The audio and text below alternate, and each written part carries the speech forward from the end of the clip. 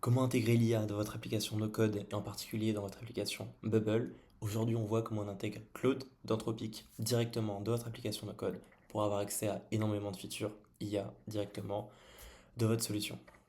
Donc, on arrive sur un cas assez concret. On va considérer que votre application est plus ou moins prête, c'est-à-dire que vous avez au moins votre structure, au moins votre design et certains workflows, et on va venir implémenter par-dessus, donc par-dessus une application qui est un petit peu avancée, une feature IA. Donc là, en l'occurrence, on va avoir donc un site d'agence de voyage, voilà, qui permet de trouver donc des destinations et des billets.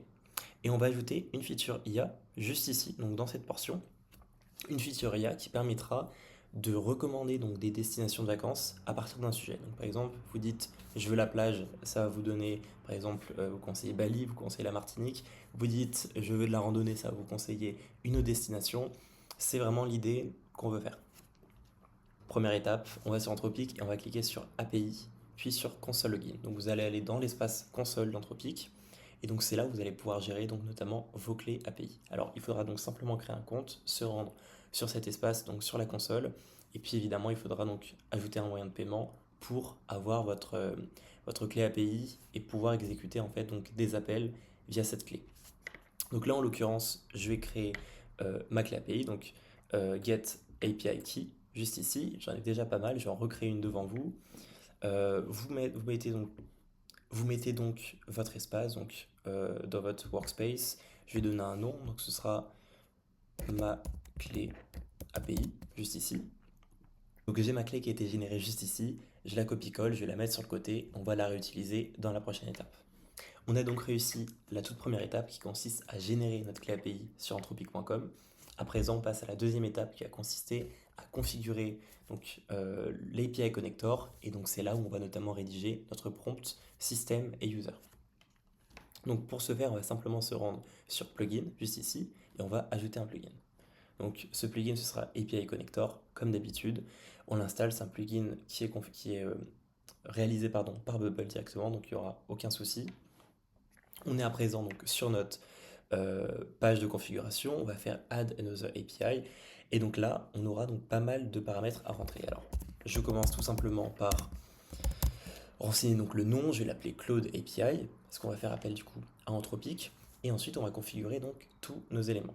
Ce que je vous propose, c'est de vous donner tous les éléments à remplir et de vous expliquer ce que vous allez pouvoir changer.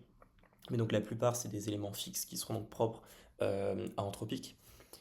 Ce qu'on va surtout changer, ça va être donc le body, donc le JSON par rapport à votre besoin. Mais donc sinon, pour tout le reste, ce sera plus ou moins donc la même chose. Simplement, je ne vais pas tout expliquer, je ne vais pas expliquer tous les détails, mais je vous mettrai évidemment en description tous les éléments, donc vous aurez simplement à renseigner donc les mêmes paramètres. Donc on commence tout de suite. Alors, donc le nom évidemment c'est libre, authentification ce sera private key in header, juste ici. Donc là vous aurez donc key name, authorization et private key.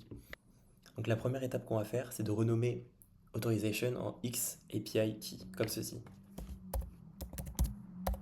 Donc c'est ça qui varie, notamment par rapport à OpenAI quand vous configurez donc votre clé avec Anthropic, et private key, ce sera tout simplement votre clé API que vous avez obtenue à l'étape 1. Voilà, donc je fais un copier-coller et je vais inscrire la même, que ce soit en développement ou en live.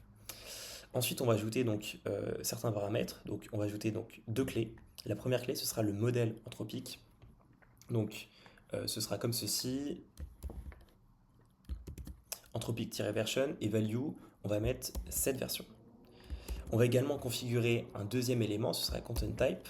Ce sera application.json. Ça ne change pas par rapport aux autres modèles. Voilà, donc là, on a configuré not header. On va maintenant passer au call.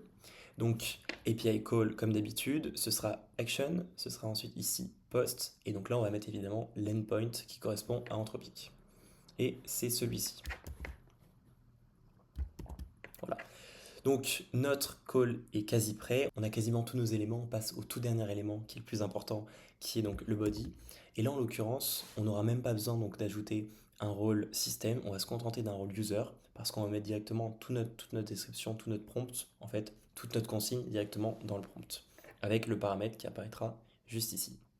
Donc, alors si vous vous rappelez bien donc au début ce qu'on a indiqué, on a indiqué que notre feature IA, c'était tout simplement de renseigner un sujet. Voilà, donc ça peut être plage, ça peut être bateau, ça peut être randonnée, et de générer des réponses, des propositions de destination à partir de cet élément. Donc là, c'est exactement ce qu'on va faire. On va l'écrire dans le prompt. Donc ici, on va tout simplement renommer notre paramètre, on va dire topic, juste ici. Voilà, donc là, ça se met à jour. On va mettre par exemple plage par défaut. On décoche le private et on va quand même donner quelques consignes directement donc dans le prompt. Voilà, donc là on est prêt. On va pouvoir donc lancer donc le call. Ça va charger et donc ça va nous afficher donc déjà un retour. Et donc on a la confirmation, notre call API fonctionne bien, on a bien obtenu un retour. Donc on est bon pour la deuxième étape, on passe à la dernière étape. Donc, pour rappel, on a fait notre première étape qui consistait à générer, à obtenir notre clé API. Deuxième étape, on a configuré l'API connector. Et donc là, maintenant, la dernière étape, on va tout simplement configurer en fait notre requête pour avoir notre feature. Donc ça, tout simplement, ici, c'est notre input. Donc ça s'appelle input insert topic. Donc on est bon. Ici, ça va être donc le bouton générer. Le workflow, on le basera à partir de ce bouton. Et ensuite, ici, ce sera tout simplement notre résultat. Alors pour ce faire, on va ajouter une variable. Donc juste ici, custom state, add a new custom state. On va l'appeler réponse Claude. Ce sera tout simplement du texte, comme ceci. Et maintenant, on met une valeur par défaut. Donc je vais mettre en attente, waiting for a request. On va rester en anglais.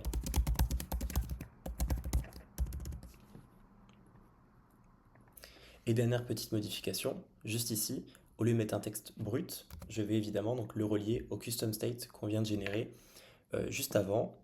Donc le nom c'est text waiting for a request. Donc on va obtenir cet élément, on va descendre un petit peu.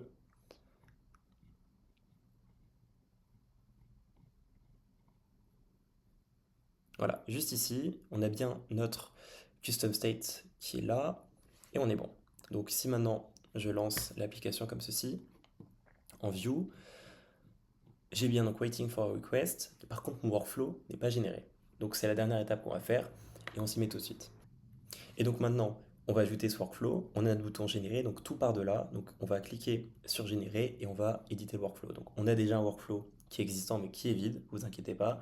Donc il est totalement vide et donc là maintenant, on va le remplir avec nos deux étapes. Première étape, du coup, on va faire un call auprès d'Anthropic. Deuxième étape, on va recevoir cette réponse d'Anthropic. Et ensuite, on va l'afficher et on va le mettre en variable justement sur le custom state qu'on a réalisé juste avant.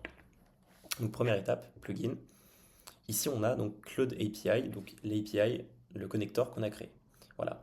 Donc en topic ici, au lieu de mettre plage, qui est notre valeur par défaut, je vais mettre une dynamic data et ce sera tout simplement la valeur de l'input qu'on a. Donc je vais aller chercher l'input, input, insert topic, value. Voilà. Donc ça, c'est notre première étape. Donc notre appel est bien réalisé. On va chercher la réponse et maintenant, on va la récupérer et on va la mettre dans element action juste ici. Donc set state of an element. Cet element, ça va être le texte qu'on a sélectionné. Donc en l'occurrence, ce sera text waiting for a request. On choisit le custom state qu'on a créé pour l'occasion, donc réponse Claude. Et la value, ça va être result of step 1, content, each items text et first item parce qu'on n'aura qu'une seule réponse. Et donc là, maintenant, on a tout. On va pouvoir tester donc, dès maintenant. Je lance l'application. Donc voilà notre module qui est juste ici. Je vais entrer un topic, par exemple randonnée. Je vais générer et ça va nous afficher justement. Donc vous pouvez voir que ça charge donc, en haut et ça devrait m'afficher justement donc, mes idées de destination. Et voilà, donc je les ai. Parc national des Écrins, Torres del Paine, Chili, etc., etc. Donc voilà, ça a bien fonctionné. On a bien donc nos réponses qui sont proposées. On a donc réussi à intégrer Anthropic directement dans notre application Bubble.